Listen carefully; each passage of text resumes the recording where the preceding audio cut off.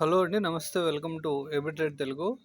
ఒకసారి నిన్నటి వీడియోలో ఏం మాట్లాడుకున్నామో ఒకసారి అబ్జర్వ్ చేసినట్లయితే ఫస్ట్ 1 అవర్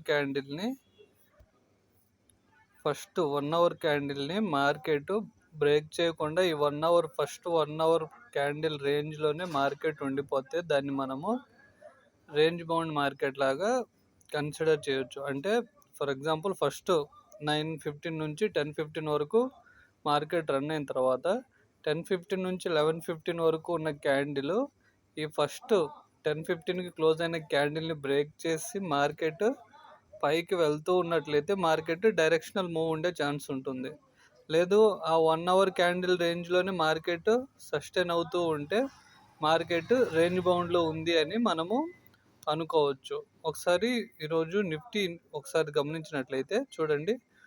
ఈరోజు అంటే నిన్నటి మార్కెట్ని ఒకసారి గమనించినట్లయితే చూడండి. ఫస్ట్ 1 అవర్ క్యాండిల్ ఫామ్ అయింది. 1 అవర్ తర్వాత నెక్స్ట్ 1 అవర్ క్యాండిల్ ఈ 1 అవర్ క్యాండిల్ని బ్రేక్ చేసింది, కానీ ఒకసారి మీరు నీట్గా ఒకసారి అబ్జర్వ్ చేసినట్లయితే బ్రేక్ చేసింది, కానీ ఇక్కడ మనకి కొంచెం సెల్లింగ్ ప్రెజర్ కనిపించింది. ఓకేనా, అంటే కాన్ఫిడెంట్గా మార్కెట్ క్లోజ్ చేయలేదు. క్యాండిల్ కాన్ఫిడెంట్గా క్లోజ్ అయి ఉన్నట్లయితే మార్కెట్లో డైరెక్షనల్ మూవ్ వచ్చి ఉండేది. నిన్నటి వీడియోలో మనం ఏం మాట్లాడుకున్నాము చూడండి. ఇక్కడ మనకి ఇంపార్టెంట్ పాయింట్ ఉంది. ఆ రేంజ్ని మార్కెట్ బ్రేక్ చేస్తే మార్కెట్లో ఫర్దర్ మూమెంట్ ఉంటుంది. 22,600 వరకు మార్కెట్లో ఉండే ఛాన్స్ ఉంది అని నిన్నటి వీడియోలో కూడా మనం డిస్కస్ చేసాము. చూడండి, ఎందుకు అలా అన్నామంటే ఇక్కడ చూడండి, మనకి ఒక మంచి గ్యాప్ ఉంది. మార్కెట్ ఎప్పుడైనా ఒక గ్యాప్ క్రియేట్ చేసి మార్కెట్ పైకి వెళ్ళినా లేదంటే కిందకి వెళ్ళినా కూడా తర్వాత మళ్ళీ మార్కెట్ ఆ గ్యాప్ని ఫిల్ చేయడానికి మార్కెట్ మస్ట్ ట్రై చేస్తుంది. ఓకేనా, ఇప్పుడు ఎలా ఫిల్ చేస్తుంది అంటే మార్కెట్ బుల్లిష్ మోడ్లో ఉందనుకోండి. మార్కెట్ జనరల్గా బుల్లిష్ ట్రెండ్ ఎలా ఉంటుంది? ఇప్పుడు మార్కెట్ బుల్లిష్ ట్రెండ్ అంటే ఇలా కదా, ఇప్పుడు డే క్యాండిల్స్ అనుకుందాం. ఫస్ట్ మార్కెట్ ఈరోజు ఇక్కడ క్లోజ్ అయింది అనుకుంటే నెక్స్ట్ బుల్లిష్ ట్రెండ్లో జనరల్గా ఎలా ఉంటుందంటే నెక్స్ట్ మార్కెట్ ఓపెనింగే గ్యాప్ అప్ అయిపోతుంది.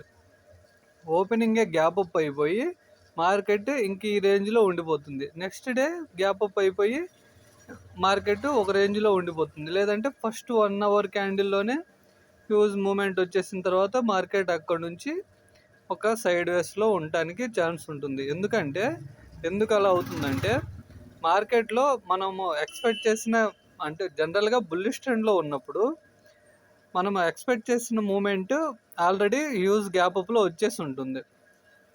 ఓకేనా, హ్యూజ్ గ్యాప్ అప్లో వచ్చేసి ఉంటుంది కాబట్టి అప్పుడు మనం జనరల్గా పొజిషన్ హోల్డ్ చేసేవాళ్ళు, ఓవర్ నైట్ పొజిషన్స్ హోల్డ్ చేసేవాళ్ళు ఏం చేస్తారంటే ఇక్కడ మనకి వెంటనే మా ఎక్స్పెక్టెడ్ గ్యాప్ డౌన్ అయిన వెంటనే గ్యాప్ అప్ అయిన వెంటనే అవి క్లోజ్ చేయడానికి ట్రై చేస్తారు.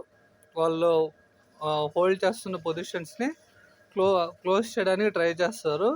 అండ్ వాళ్ళు ఎక్స్పెక్ట్ చేసిన మూమెంట్ ఆల్రెడీ అయిపోయింది కాబట్టి ఫర్దర్ మూమెంట్ కోసం వెయిట్ చేస్తూ ఉంటారు. ఆల్రెడీ వాళ్ళ పొజిషన్స్ని సెల్ చేసిన తర్వాత నెక్స్ట్ ఫర్దర్ మూమెంట్ కోసం ఎదురు చూస్తూ ఉంటారు. ఫర్దర్ మూమెంట్ వాళ్ళు ఎప్పుడు కన్ఫర్మ్ చేసుకుంటారు? ఫస్ట్ 1 అవర్ క్యాండిల్ బ్రేక్ అయిన తర్వాత అప్పుడు వాళ్ళు ట్రెండ్ని కన్ఫర్మ్ చేసుకుంటారు. లేదు బ్రేక్ అవ్వకపోతే మార్కెట్ అదే రేంజ్లో ఉండిపోవడానికి ఎక్కువ ఛాన్స్ ఉంటుంది.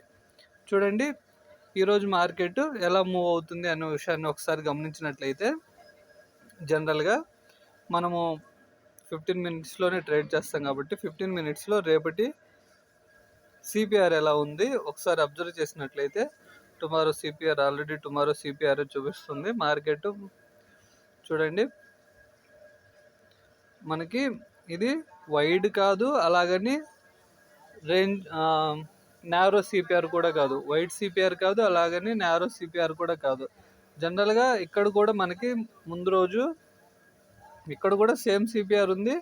మనకి ఆల్రెడీ ఒక మంచి గ్యాప్ అప్ అయింది. తర్వాత మార్కెట్ ఆ సిపిఆర్లోనే ఫైట్ అవుతూ ఉంది. రేపు ఎక్స్పెక్టెడ్ ఈ సిపిఆర్ ఉంది కదా, ఇది రేపటి సిపిఆర్, ఈరోజు ఆల్రెడీ మార్కెట్లో ఫామ్ అవుతున్న సిపిఆర్ కదా.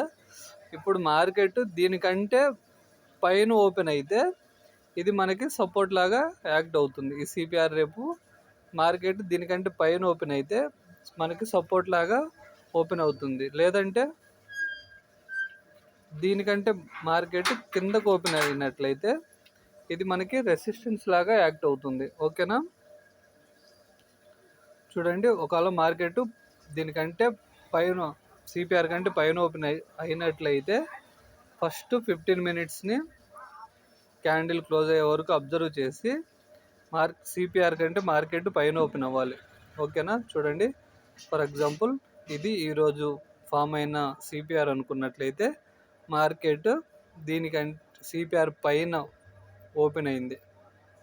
సిపిఆర్ పైన ఓపెన్ అయ్యి మార్కెట్ మళ్ళీ సిపిఆర్ దగ్గరకు వచ్చి మళ్ళీ పైకి వెళ్తున్నప్పుడు ఈ ఫస్ట్ 15 మినిట్స్ క్యాండిల్ని బ్రేక్ చేసినట్లయితే తర్వాత మనకి కొంచెం డైరెక్షనల్గా బుల్లిష్ సైడ్ మూవ్ అవ్వడానికి ఛాన్స్ ఉంటుంది.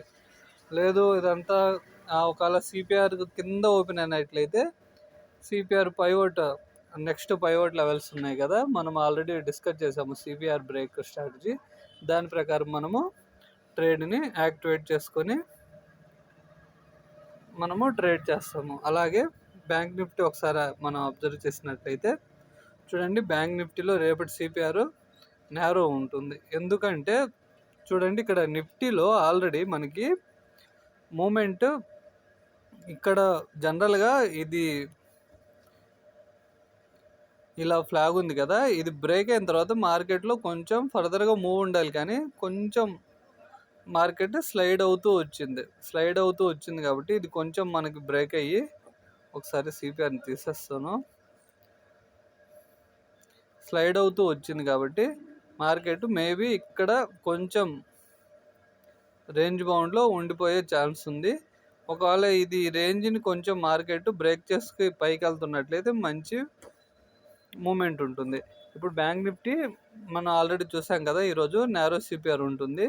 నేరో సిపిఆర్ ఉంది అంటే మీ అందరికీ తెలుసు కదా, మనం ఆల్రెడీ డిస్కస్ చేసాము. నేరో సిపిఆర్ ఉందంటే మార్కెట్ ట్రెండింగ్ అయినా ఉండాలి, లేదంటే హై వోల్టాలిటీకి అయినా మూవ్ అవ్వాలి. ఓకేనా? ఇది ఫస్ట్ ఇక్కడ మనకి రెడ్ క్యాండిల్ కనిపిస్తుంది కదా, సారీ గ్రీన్ క్యాండిల్. ఇవి రెండు జనరల్గా రెడ్ క్యాండిల్స్. మనం నిన్న కూడా డిస్కస్ చేస్తాము. ఇవి ట్రేడింగ్ వ్యూ గ్లిచ్ వల్ల అలా కనిపిస్తుంది. చూడండి, ఇప్పుడు రేపు బ్యాంక్ నిఫ్టీలో ఇక్కడ చూడండి, బ్యాంక్ నిఫ్టీలో కూడా మంచి గ్యాప్ ఉంది. మార్కెట్ ఈ గ్యాప్ని ఫిల్ చేయడానికి ఖచ్చితంగా ట్రై చేస్తుంది. మనము మార్నింగ్ కూడా నిన్న మార్నింగ్ కూడా మనము డిస్కస్ చేసాము. 48,200 లెవెల్ బ్రేక్ అయితే టెలిగ్రామ్లో కూడా మనం డిస్కస్ చేసాము. 48,200 లెవెల్ని మార్కెట్ బ్రేక్ చేసినట్లయితే 48,600 వరకు మార్కెట్ మూవ్ అవుతుందని డిస్కస్ చేసాము. కానీ మార్కెట్ చూడండి 48,200 ఈ లెవెల్ని మార్కెట్ చాలా రెస్పెక్ట్ చేసి మార్కెట్ 200 కంటే కొంచెం కిందనే క్లోజ్ అవ్వడానికి ట్రై చేసింది. ఒకవేళ మార్కెట్ రేపు ఫ్లాట్ ఓపెన్ అయ్యి కొంచెం 48,200 ఈ రేంజ్ని కొంచెం అప్ సైడ్ బ్రేక్ చేసుకొని మార్కెట్ పైకి వెళ్తున్నట్లయితే ఫర్దర్గా 48,600 వరకు మార్కెట్ మూవ్ అవ్వడానికి ఛాన్స్ ఉంది. అంటే ఇప్పుడు మూవ్ అవ్వడానికి ఛాన్స్ ఉంది కదా అని 48,200 బ్రేక్ అయినమ్మటే దూకేయకూడదు.